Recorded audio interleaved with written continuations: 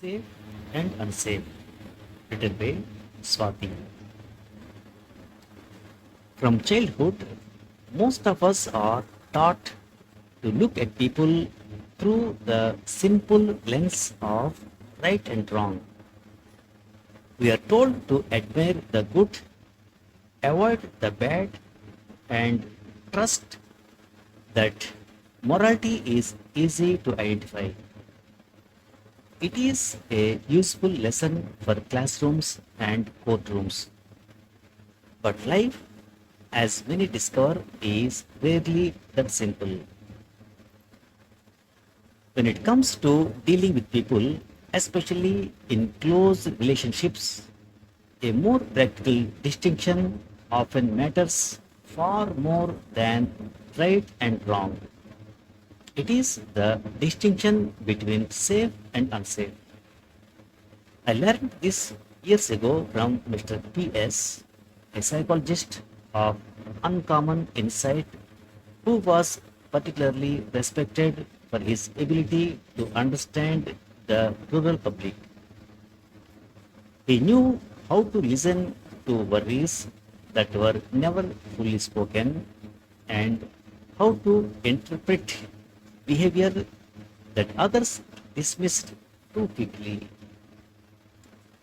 In one conversation, he explained something that stayed with me. Society may debate whether a person is right or wrong, he said, but in personal life, the better question is often simpler. Are they safe or unsafe? Many people who disturb our peace do not look dangerous. They may be educated, polite, socially admired, and perfectly acceptable in public spaces. They may even be caring at times, yet they can still be unsafe for those who live closest to them. An unsafe person is not always violent or openly cruel. Sometimes they are unpredictable. They belittle quietly. They manipulate affection. They make every room tense without raising their voice. They keep others in a state of confusion where nothing is certain except discomfort. One may win every argument and still be unsafe. One may provide materially and still be unsafe. One may speak sweetly before outsiders and still be unsafe behind closed doors. That is why moral labels can mislead us. We spend years trying to decide whether someone is bad enough to leave, wrong enough to confront, guilty enough to condemn, while the more urgent truth stands before us. We are damaging our calm, dignity, confidence, or emotional stability.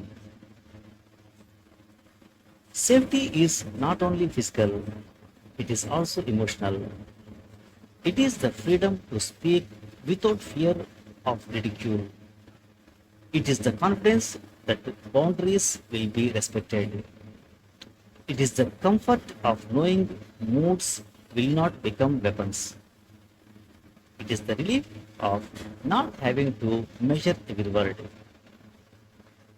Unsafe people often leave no visible marks.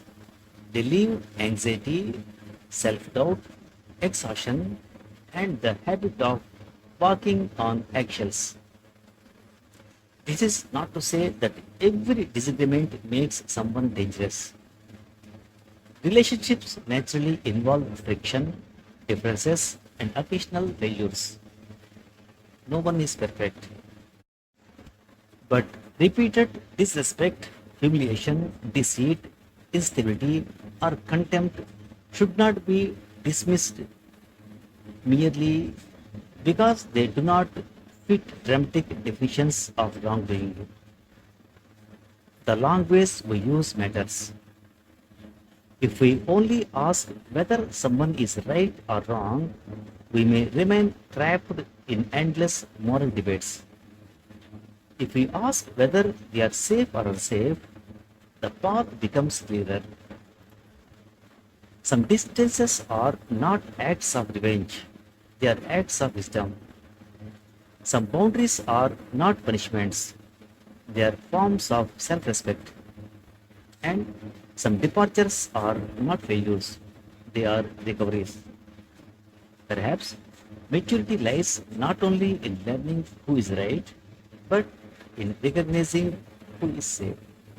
Thank you very much.